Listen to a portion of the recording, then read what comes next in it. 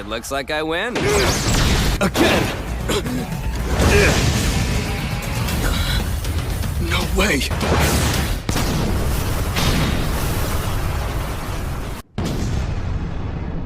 Not even close. Remember this? The fluid animation, the earth-shattering impacts, the sheer spectacle that made One Punch Man a global phenomenon?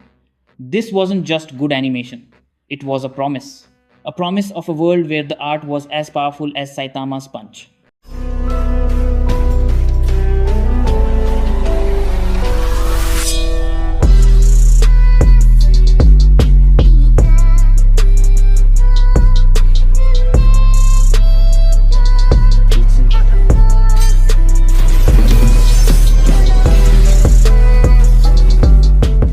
What's up, crew? AnimeTaiyo here, and let's be real, the conversation around One Punch Man Season 3 has been loud.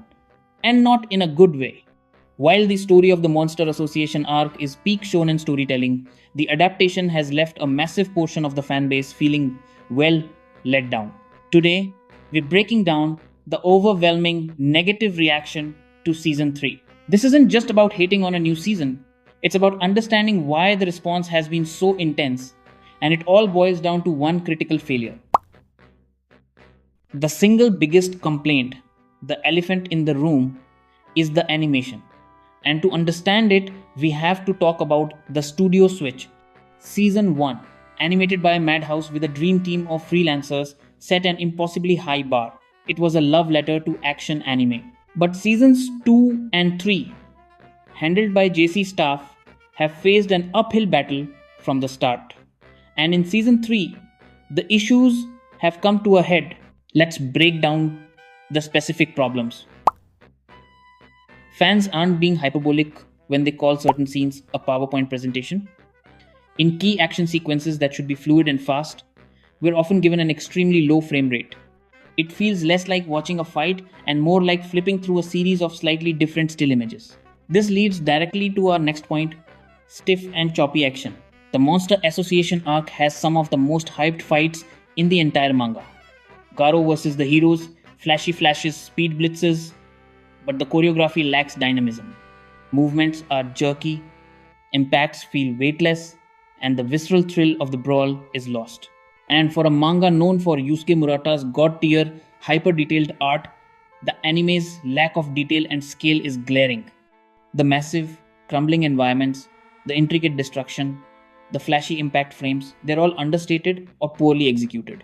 Compounding this is the over-reliance on static shots. We see it all the time. Instead of animating a character running, the camera just pans over a still image with speed lines. It's a cheap trick that screams, we don't have the time or budget for this. But it's not just the animation. The way the story is being told is also under fire. The pacing is all over the place. The arc is dense, and the adaptation struggles to handle it. Some episodes blast through major moments, while others drag, killing the narrative momentum.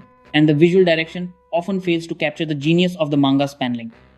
Crucial emotional beats or comedic timing fall flat because the shot composition is just basic. And let's talk about a major sore spot for manga readers: censored or missing content. A prime example is Garu consuming a monster. In the manga, this is a pivotal, character-defining moment that shows how far he is willing to go.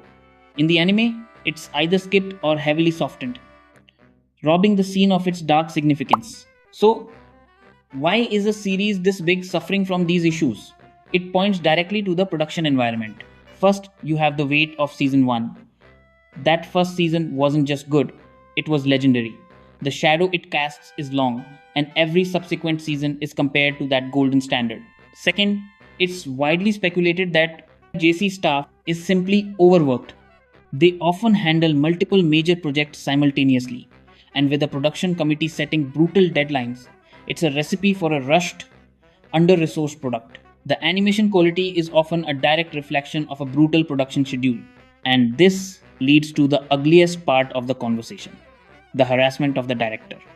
The fan backlash was so severe that the season 3 director faced intense online abuse before the season was even finished. Let's be clear, while criticism of the product is valid and deserved, attacking the individuals working under immense pressure is never okay. It speaks to a toxic level of disappointment, but it's a line that should never be crossed. So, to summarize, One Punch Man Season 3 is being criticized for a perfect storm of poor animation characterized by low frames and stiff action, uneven pacing that hurts the story, and a production environment that seems unable to support the epic scale of its source material. It's a case where the adaptation itself feels like the villain holding back one of the best modern shonen arcs from reaching its animated potential. The disappointment isn't that the story is bad, it's that we can all see the masterpiece it should have been. But what do you guys think? Have you been enjoying season 3? Or do you agree with these complaints? Are you holding out hope that the finale will somehow pull it all together? Let me know in the comments down below. If you want more deep dives into what's happening in the anime world, make sure to subscribe to AnimeTaiyo, smash that like button, ring the bell, and I'll see you in the next one. Till then, stay safe and healthy.